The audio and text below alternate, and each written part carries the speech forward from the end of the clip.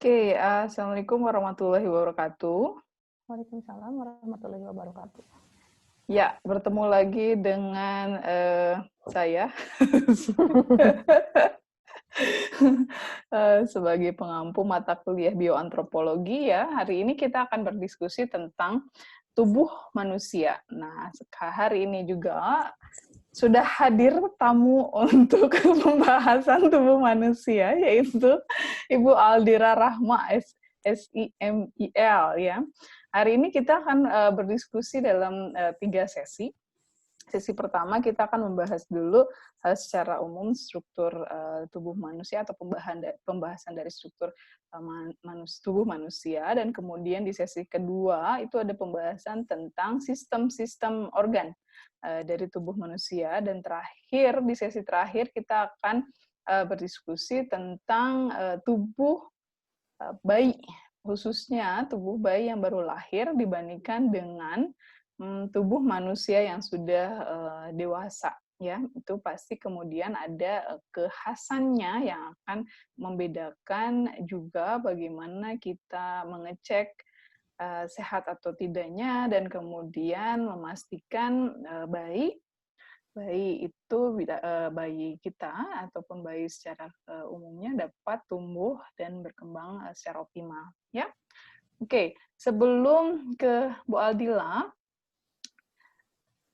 di sini setelah survei yang telah kita lakukan sebelumnya, ada pertanyaan muncul dari Ibu Lilis Ismayati.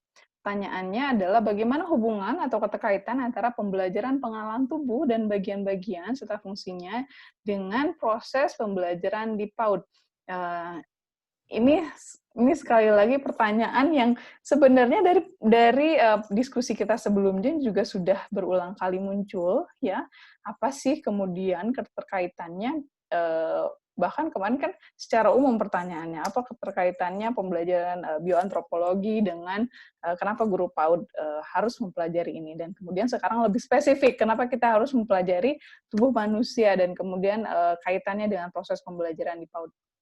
Jadi begini, balik lagi secara sederhananya pembelajaran di PAUD itu tujuan akhirnya itu adalah memfasilitasi perkembangan siswa atau memfasilitasi perkembangan anak usia dini, ya, untuk mereka dapat berkembang secara optimal. Perkembangannya meliputi tentu 6 aspek perkembangan sesuai dengan kurikulum yang ditetapkan oleh Kemendikbud, ya.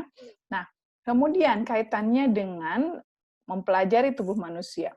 Kembali ketika bicara perkembangan anak dan bagaimana kita memfasilitasi perkembangan anak, maka yang pertama dan utamanya kita kembali pada pertanyaan, apa sih faktor-faktor yang mempengaruhi perkembangan manusia secara umum, ya.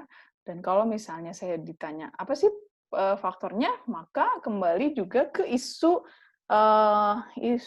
perkembangan, nature and nurture, bahwa faktor perkembangan secara umumnya yang mempengaruhi manusia itu adalah nature dan nurture, warisan biologis dan faktor lingkungan. Nah, dari dua ini, ketika kita mengobservasi perkembangan anak sesuai tidak dengan dengan perkembangan pada umumnya di anak usia seusianya, itu yang pertama kali dicek adalah faktor nature-nya, warisan biologisnya. Secara biologis ada faktor-faktor tertentu yang mempengaruhi perkembangan dia atau tidak, ya. Baru kemudian mengecek faktor lingkungan. Nah, ketika diskusi tentang faktor ini, dua faktor ini dalam kelas, itu kemudian yang muncul adalah, Bu, bagaimana kita tahu tentang faktor-faktor nature ini atau faktor biologis ini yang kemudian mempengaruhi anak? Di situ tergambarlah bahwa memang bisa kita menjawab faktor nature ini jika kita juga kemudian memahami bagaimana struktur tubuh manusia secara umum dan kemudian kaitannya dengan nanti perkembangan anak, ya. Jadi ini pada akhirnya adalah pondasi kita ketika kemudian kita akan membahas hal-hal yang terkait dengan atau yang mempengaruhi perkembangan anak, ya. Itu. Jadi justru pemahaman kita terhadap struktur tubuh kita sendiri dan hal-hal yang mempengaruhinya itu yang kemudian menjadi sekali lagi pondasi bagaimana kita berpikir dalam menemukan dengan pasti faktor-faktor yang mempengaruhi perkembangan. Nanti seiring dengan penjelasan dari Bu Aldila nanti atau diskusi saya dengan Bu Aldila nanti, kita juga akan kembali lagi mengingatkan pertanyaan-pertanyaan atau memperkuat pentingnya mempelajari ini dan kemudian kenapa harus dipelajari oleh calon guru PAUD atau guru PAUD secara umum, ya. Oke, itu kemudian pertanyaan selanjutnya adalah adakah kelebihan dari mengikuti pembelajaran ini tentang ini proses belajar mengajar PAUD? Pasti ada, pasti ada. Contohnya seperti ini. Balik lagi ketika kita belajar atau ketika kita merancang pembelajaran itu kan kemudian pembelajarannya ini dirancang sedemikian rupa dengan mempertimbangkan faktor-faktor yang mempengaruhi efektivitas pembelajaran.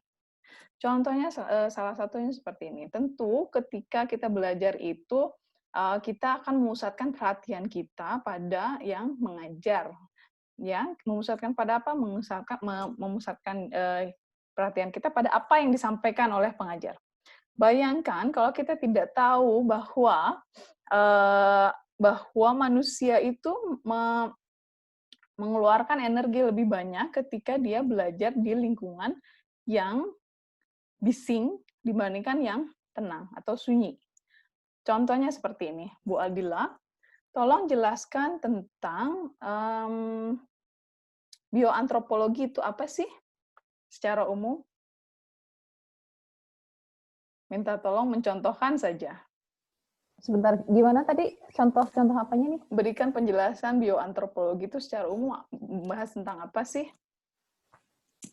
Ya, bioantropologi secara umumnya ya. Tes, ya. Sorry, itu kan Ya, gimana Bu antropologi, Aldila?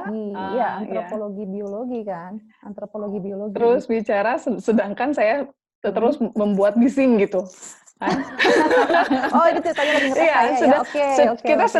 Kita sedang mencontohkan bagaimana manusia itu akan memerlukan energi yang lebih untuk memusatkan perhatian ketika dia berada di lingkungan yang bising. Gitu.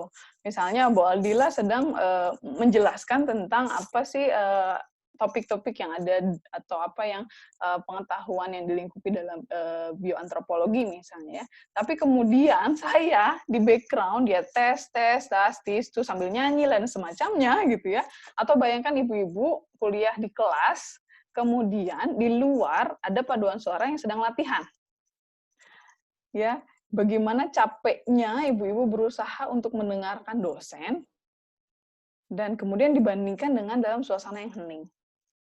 Ya, itu bisa kemudian paham itu ketika kita tahu proses apa yang terjadi dalam tubuh kita. Kita akan mengambil perhatian akan hal-hal seperti itu dalam proses pembelajaran, ya, ketika kita punya pengetahuan tentang itu, ya. Maka kemudian balik lagi pasti ada kelebihannya ketika kita punya pengetahuan lebih yang terkait dengan pemrosesan informasi, tentu saja tentang pengetahuan kita terhadap tubuh kita, bagaimana kita memproses informasi, ya, yang kemudian menopang bagaimana kemudian kita merencanakan pembelajaran, ya, dan kemudian diharapkan pembelajarannya akan lebih efektif dengan mempertimbangkan hal-hal itu. Kemudian, apa kaitannya terhadap hasil pembelajaran anak dengan yang 6 aspek? Ya, kembali lagi kalau perencanaan pembelajarannya itu